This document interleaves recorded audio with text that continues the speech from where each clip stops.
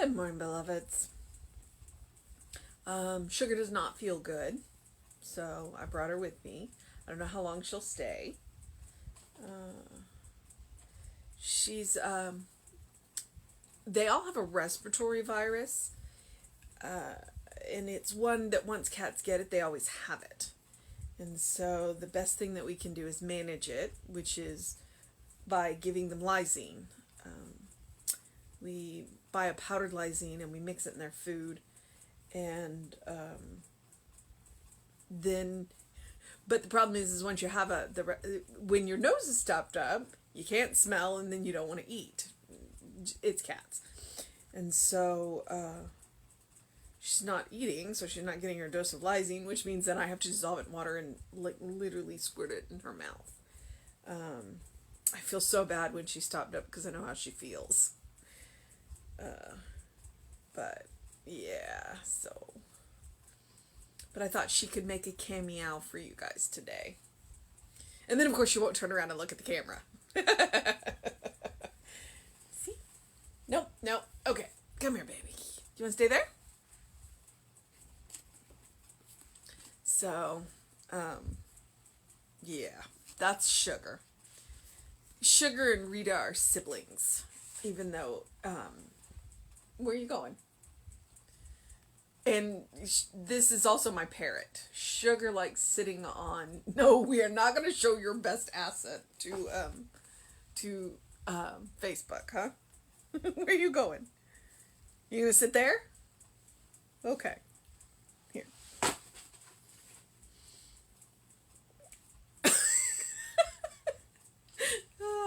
Okay. I've lost my place. I've lost my cat. All right. Are you gonna sit down? Are you gonna get down? You made the decision.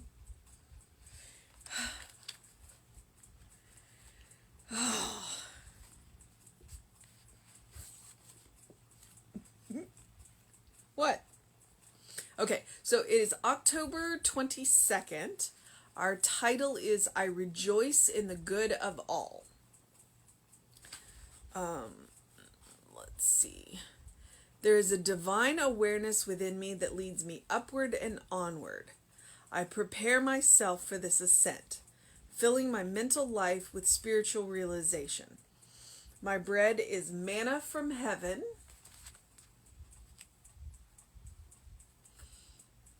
My meat, the living word. My fruit, the inspiration of hope. My wine, the essence of joy. Laying aside all fear and uncertainty, I enter into my good today. Aware of my unity with life, I loose all thoughts of discord and lack. I permit the true pattern of wholeness to come to the surface.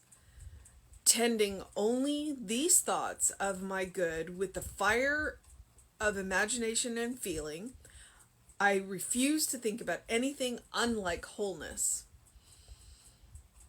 Knowing that life gives according to my faith, I lift my mind, elevate my faith, and I listen deeply to the song of my being.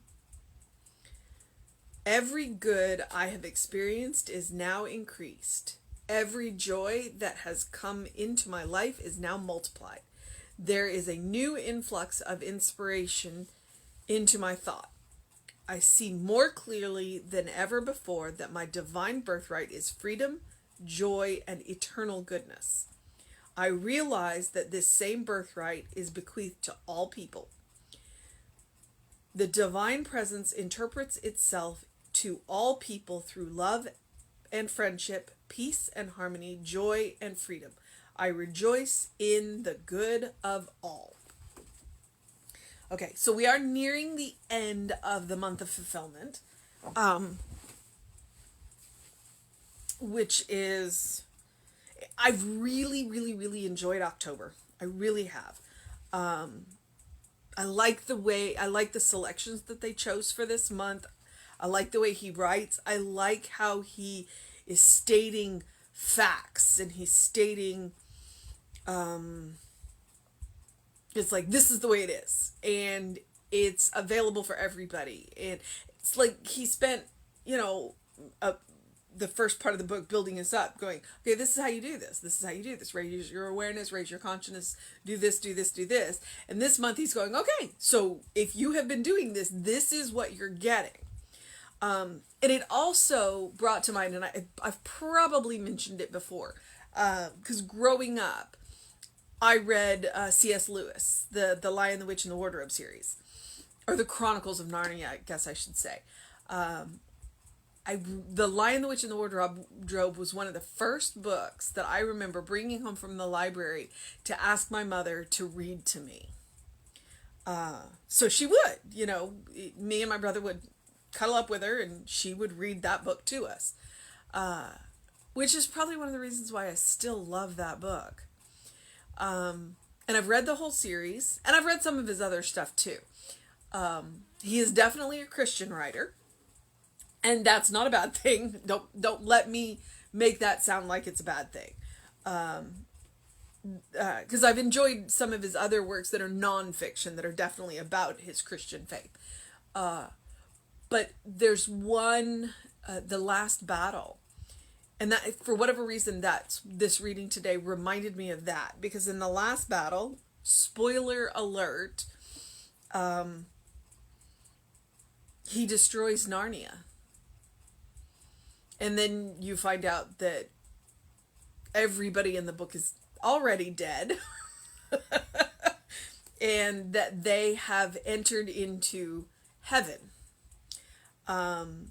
Which is Narnia. But it's a different version of Narnia. It's like you go to a more intense version of Narnia when you die. And, what everybody keeps saying is further in and further up. Go further in and further up. So it's like you just keep going into a more, and the only word I can use is intense.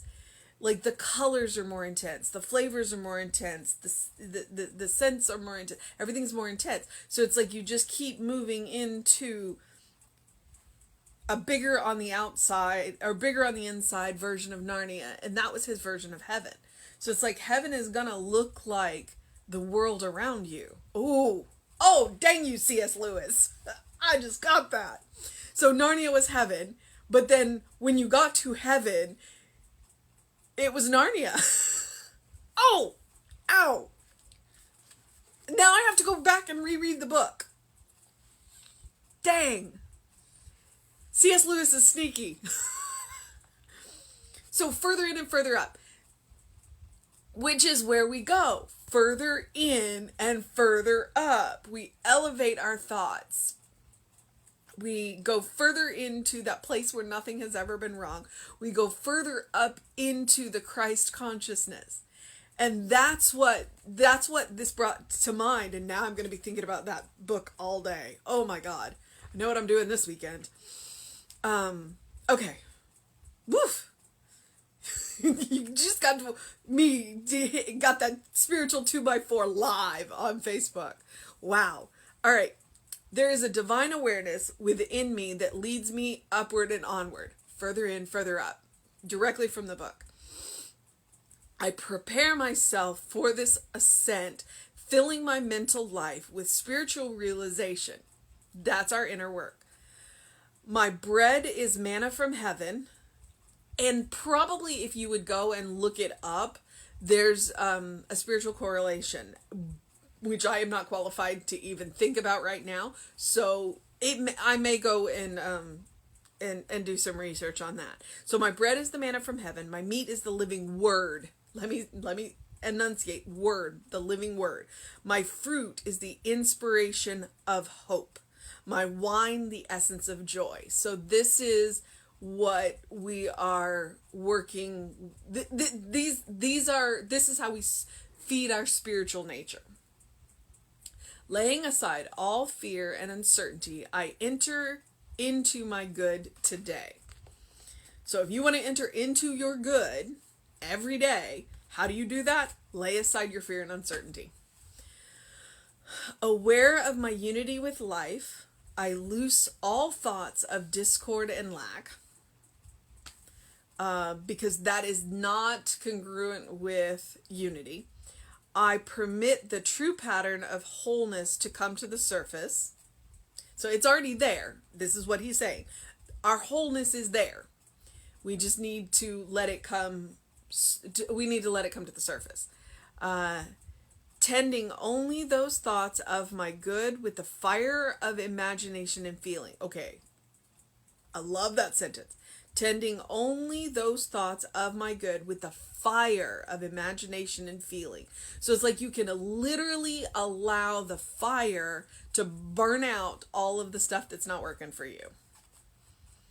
Imagine the good, feel the good, and let the rest of it go to ashes as it truly is, go back into the no thing that it is. I refuse to think about anything unlike wholeness. It's like, let me keep myself focused on the work that I am doing. The good. Knowing that life gives according to my faith, I lift my mind, I elevate my faith, I listen deeply to the song of my being. Knowing that life gives according to my faith. Okay, so Emma says it. It's like what you focus on, what you think about, that is what you are going to see, and that is what you are going to get.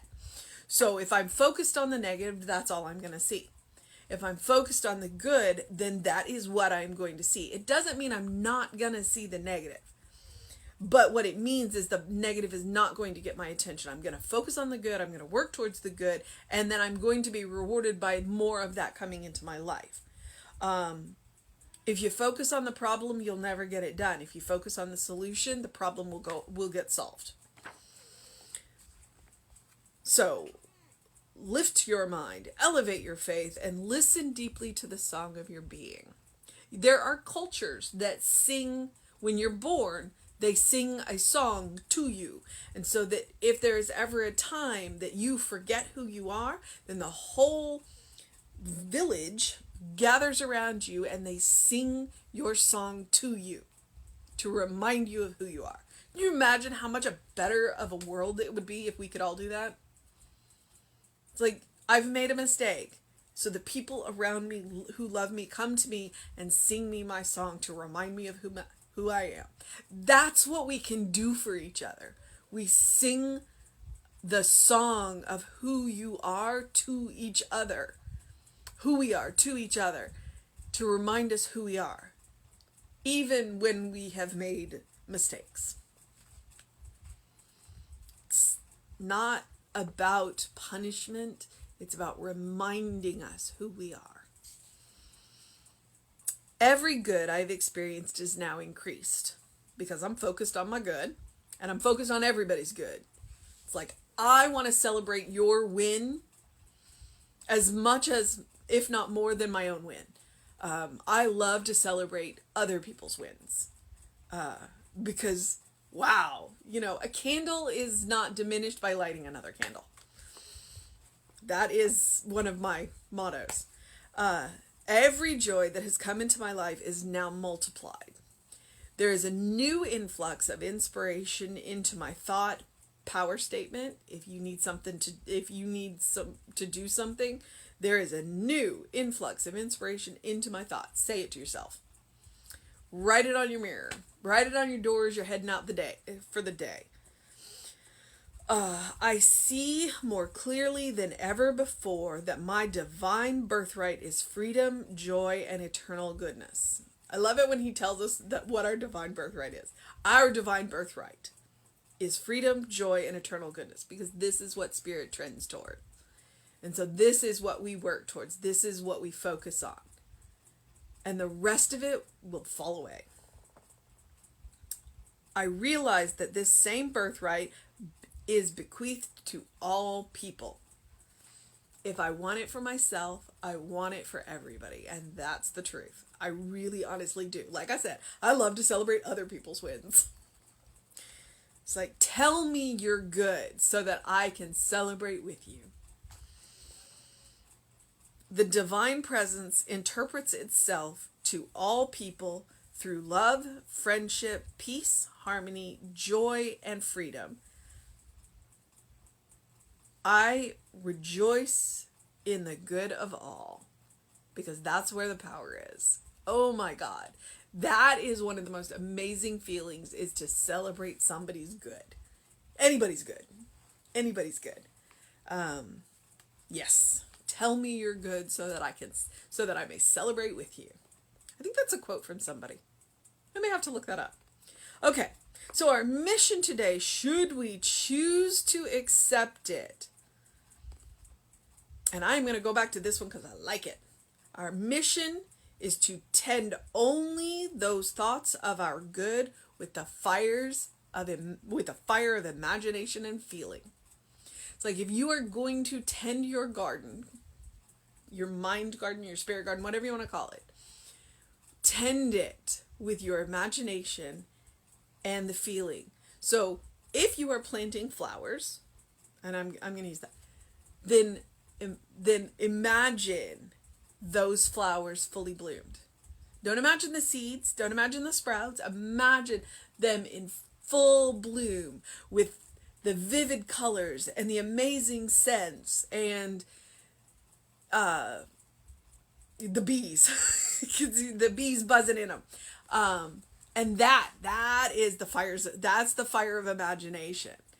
And how that makes you feel. So when you plant those seeds in your spiritual mind garden, tend them with the fires of imagination. I love the fires of imagination. I may steal that one just like I steal the cup of acceptance and the windows of the soul. But that's what I love about Ernest, is it's like, it's not stealing, because he's like, here, this is my gift to you, please use it. So yes, all right, that's our mission. And that's a really cool mission, because for me, that's an easy mission. I love imagination. And while I cannot draw, I'm a really good photographer. So like, I'll go pull up all the pictures of all of the flowers that I've taken, and I will make myself a Photoshop garden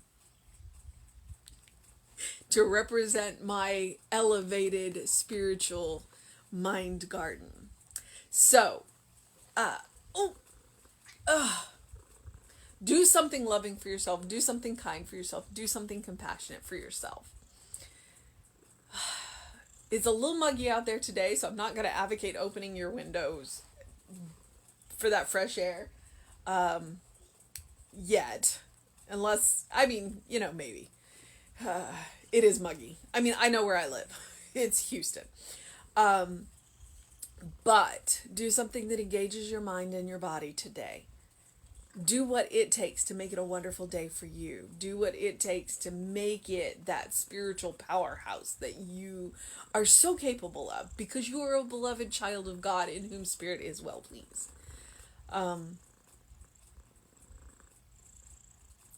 And open the windows of your soul. Allow the breath of heaven to remind you live in heaven now. We live in Narnia now. And that we can go further in and further up into the more intense and amazing heaven that is surrounding us all the time, just waiting for our awareness. All right, beloveds.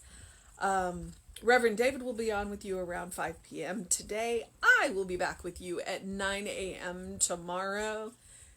Have an absolute wonderful day. Bye, beloveds. All right, I have to put you down.